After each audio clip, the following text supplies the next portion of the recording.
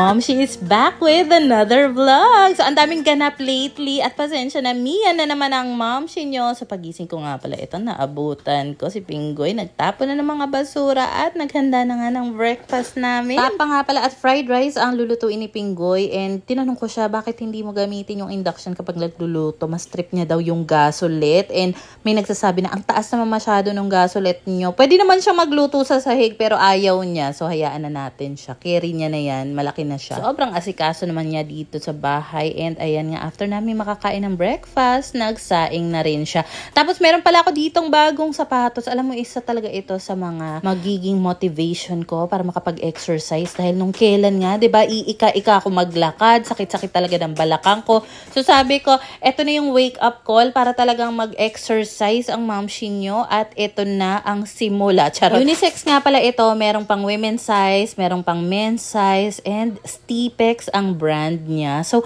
ano siya, breathable din kasi yung pinaka dito sa may harap niya, mesh yung material niyan, like kapag nagsuot ka ng medyas. Let's say printed yung medyas mo, talagang babakat siya kasi ganun siya ka-breathable. Kasi may nagtanong sa akin one time kung bumabaho daw ba ito, lalo na kapag nagamit, kapag pawisan.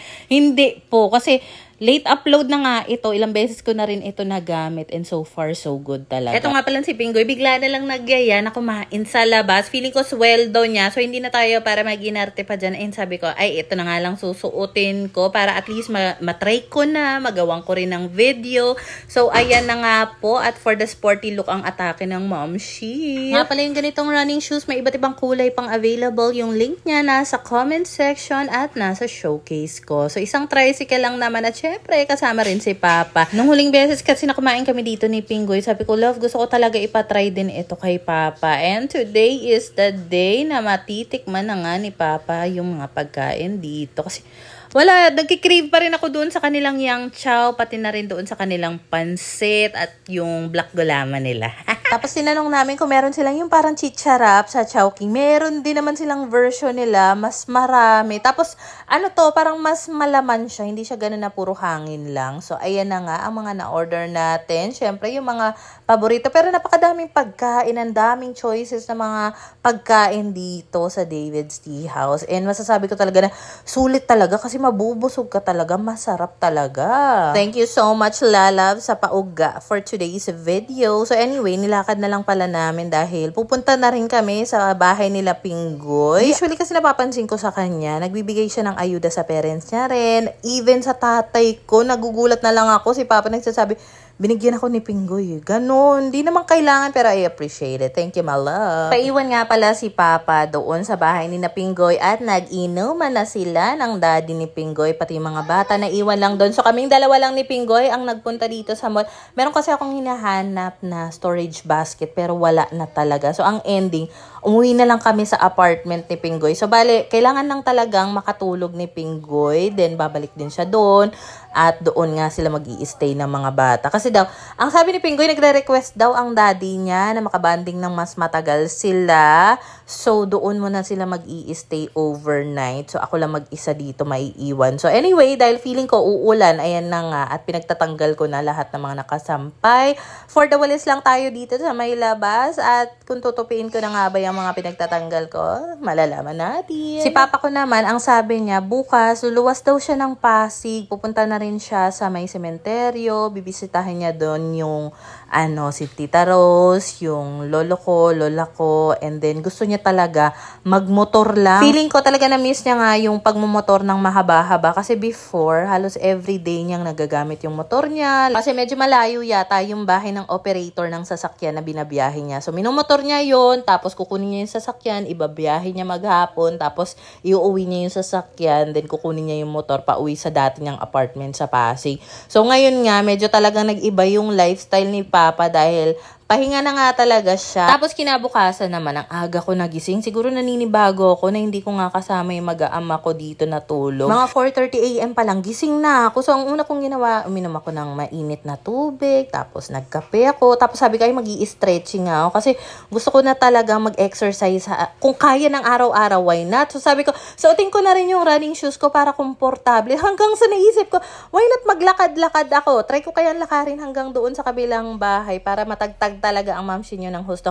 So, ayan, nag-ready na nga ako. Nagbitbit ako ng maliit na payong. Tapos, paglabas ko naman, biglang umambon. Tapos, hindi pa ako nakakalayo. Sabi ko, ano ba to? Babalik na nga lang siguro. Kasi parang ansyaka naman na umuulan, tapos maglalakad ako. Hanggang sa meron ako nakasabay na mga Ma'am Shi na papunta nga dito sa court. Alam ko mag-zumba sila kasi alam ko naman may zumba dito halos everyday yata. Pero hindi ako pumupunta. So, nung nakasabay ko nga yung dalawang Ma'am Shi dun, sabi ko, pwede po kayang sumali ako sa zumba ninyo kasi umuulan po maglalakad po sana ako, sabi nila.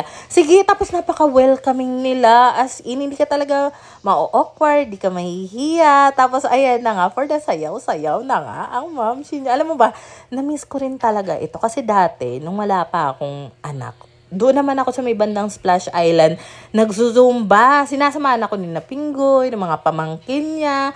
Tapos ngayon naman, ngayon na lang talaga ulit ako nakapag-zumba. Kaya tawan-tuwa rin talaga ako. At saka, dahil ngayon na nga ulit, natagtag ng ganito katindi yung ko. Feeling ko naman, intense na to sa lagay na to. Kasi, syempre, bilang hindi naman ako pala exercise na tao, ibang level na talaga yung intensity ng mga ganitong step sa akin. Tapos alam mo ba, ang nararamdaman ko, parang nangangati yung buong katawan ko na namamantal ako. Ganong level. Tapos dati, ewan ko, nung dalaga pa ako, hindi talaga ako nakakatapos ng isang Zumba session. Kasi laging para ako mahihimatay na. Pero ngayon, natapos ko siya. Oh, Zumba Glow. Zumba Glow yarn. Ay naman ako. Hindi ako nag-blush on. As in, sobrang enjoy. Ang light sa feeling. Tapos feeling ko pumayat ako. Ay, pumayat agad. Grabe naman. Kailangan ko na mag-ready ng mga outfit pang Zumba. Kanina pala, pagising ko pa lang, ka-message ko na si Pinggoy kasi naka-duty rin naman siya, pero doon nga sa bahay nila sa kabila.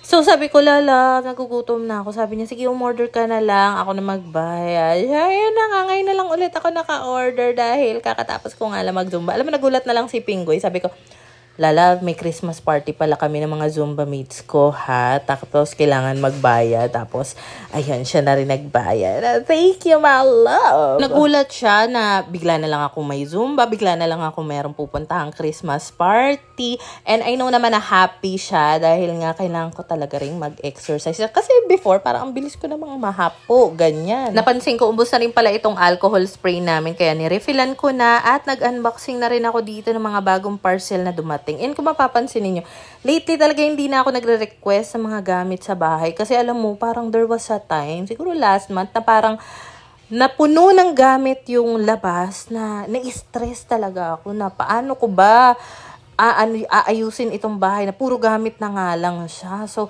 sabi ko, iwas na muna talaga ako doon. And ngayon, mga personal items na lang talaga yung mga pinagre-request ko. And something talaga na magagamit ko. And this one nga pala, workout pants siya. Ang haba! Tingnan mo, sobrang high-waisted na tipong yung bilbil ko, puson, tiyan, covered na covered. At saka very stretchable siya na kahit bumuka ka ganyan.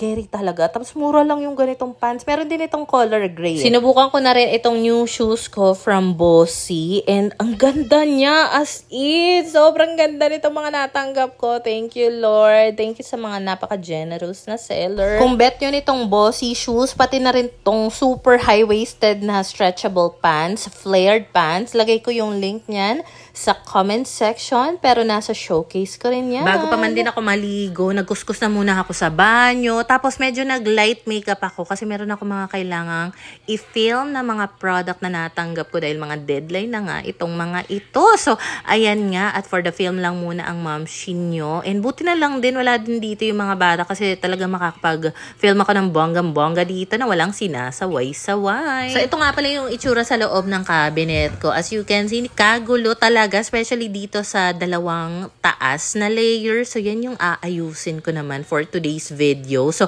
pag-aalisin ko na muna yung mga yan. Pero yung sa may lower part naman, yan lang po talaga lahat ng mga iniwang kong damit ko. Pero alam mo ba, since almost na nga ako sa pag-film, sabi ko gusto ko pa talagang gumala, mag-me time. So, itong friend ko si Marie, Siya rin yung na-meet ko nung nagpunta ako ng SM Tanza. Kung matagal na kayo nanonood ng vlog, kilala nyo na si Marie yung in-orderan ko ng crinkle. Sabi ko, Mars, asan ka? Nasa MOA daw siya. Kasama niya yung 2 anak niya. Sabi ko, ang ginagawa nyo dyan? Naka-check-in sila sa hotel doon malapit sa MOA. Dahil susunduin na nila yung seaman niyang hubby na si Bench. And bukas daw ang dating. So sabi ko, ay, sakto, dahil wala naman yung mag-aama ko. Tapos nagpaalam din ako na kay Pinggoy na, Lala, alam mo ba, naghahanap ako ng salad stop. Kasi ilang linggo ko na nga rin talagang kinikrave yung salad stop na yun.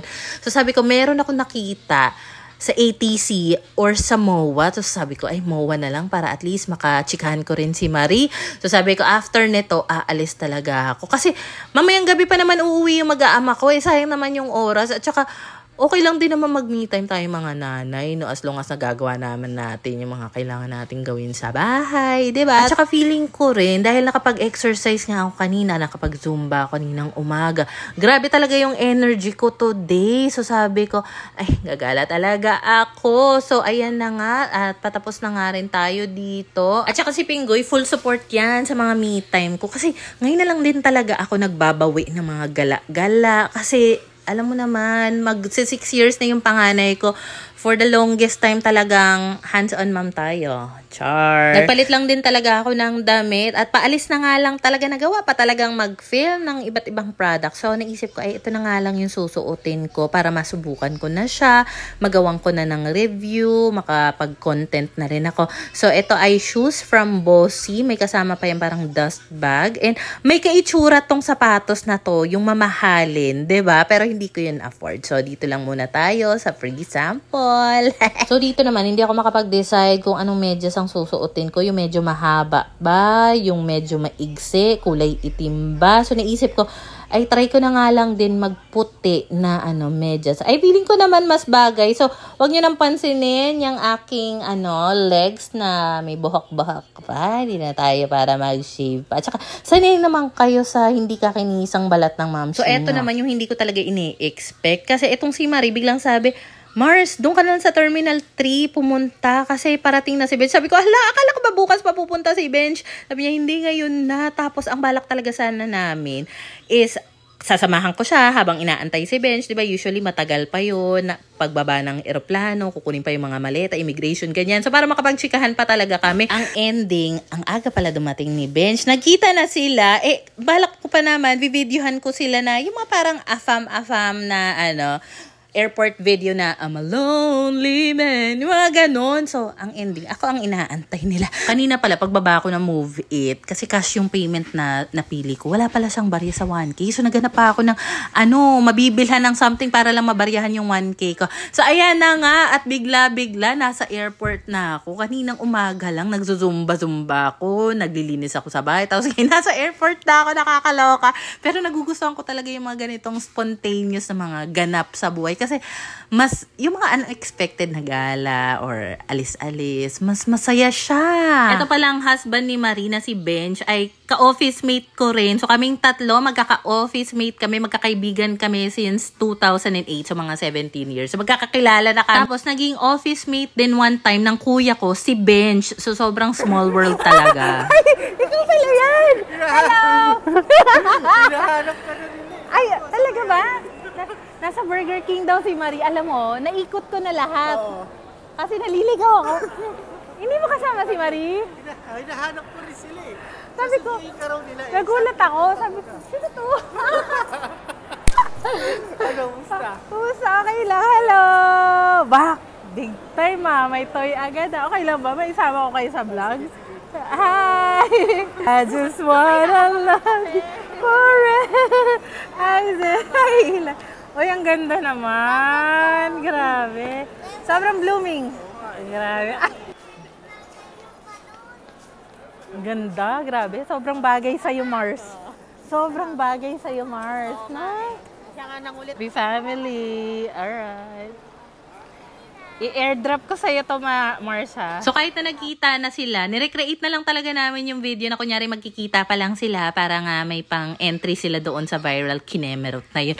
So ito namang dalawang to, niyaya pa nga ako na sa mama doon sa pinag-stayan nilang hotel. So O sige, sabi ko, ako na lang ang official photographer ninyo. Pero hindi rin ako magtatagal dahil ang pakay ko nga talaga dito, maliban sa makachikahan si Marie, yung salad stop sa MOA nga. Anong oras na to? Kinakabahan ako, baka hindi ko maabutan. So, dito nga pala sila nagstay sa Hotel 101. And sabi ni Marie, kapag galing daw sa ibang bansa si Benj, na seaman, dito daw talaga sila nag-i-stay.